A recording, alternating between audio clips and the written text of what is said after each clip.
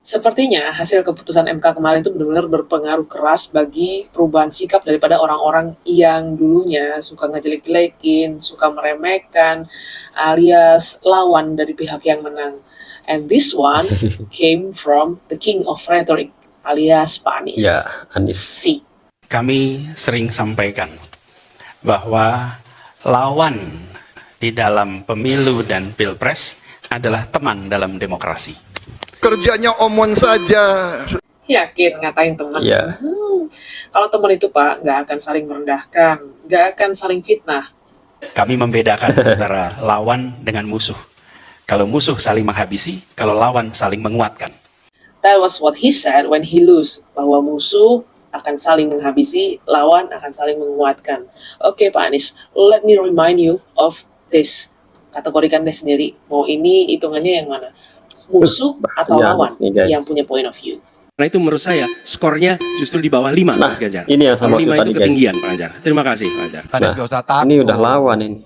Disebut aja angkanya berapa gitu loh. Musuh Kayak saya ini gitu musuh, loh. guys. Jangan di bawah 5, sebut aja berapa. 11, Mas.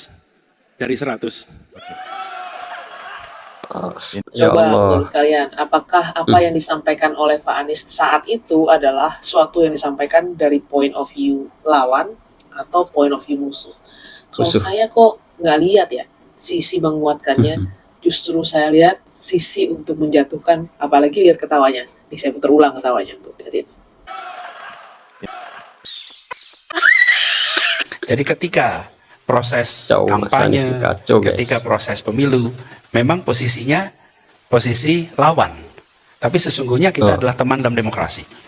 Oke, Oh, yang kali salah ini nih, itu guys. band konsekuen. Ngomongnya bicara daripada point of view lawan. Oke lah, saya kasih rekam jejaknya sendiri supaya bisa nilai apakah ini dibicarakan dari point of view lawan atau musuh. Sayangnya, tidak semua orang tahan untuk berada menjadi oposisi. Nah, lengkap. Seperti sampaikan Pak Prabowo. Pak Prabowo tidak tahan untuk menjadi oposisi. Apa Nah, yang kan terjadi? ini musuh, guys, ya. Beliau sendiri menyampaikan bahwa tidak berada dalam kekuasaan membuat tidak bisa berbisnis, tidak bisa berusaha. Karena itu harus berada dalam Astagfirullah. kekuasaan.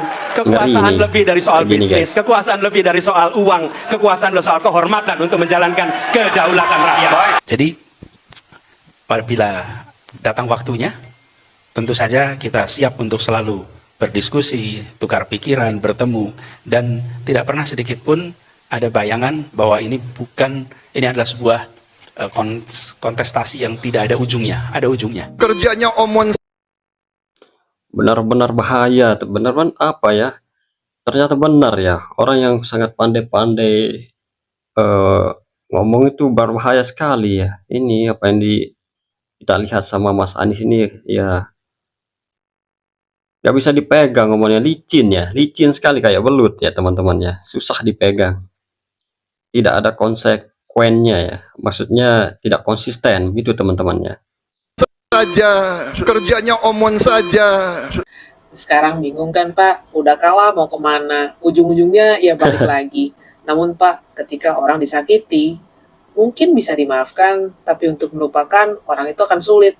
Jadi kalau lain kali ikut kontestasi, boleh yang sportif aja lah, tidak perlu saling Ya. melukai, tidak perlu saling menghabisi, karena ujung-ujungnya kalau kita yang kalah, kita sendiri yang sulit. Ya udah, selamat mencoba mendekati siapapun yang mau ngajak ya Pak. Selamat melanjutkan karir politiknya ya Pak ya. Entah kemanapun Bapak berada, mau jadi oposisi atau koalisi, yang penting nggak bikin rusuh seantero Indonesia lagi.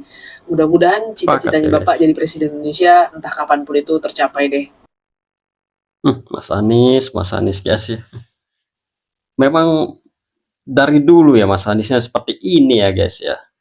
Sekarang sudah tenggelam, minta bantuan musik, mau minta bantu siapa ya teman-teman?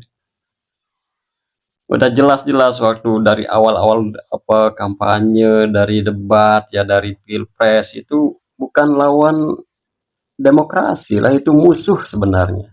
Yang disampaikan Mas Anies itu sudut pandangnya itu Mas Anies itu sebagai musuh dari Pak Prabowo, termasuk Pak Ganjar ya. Tapi Pak Ganjar ya oke-oke saja, dia sudah menerima meskipun kesal begitu, tapi Mas Anies ini ya masih mau meraih sesuatu lah begitu teman-teman ya.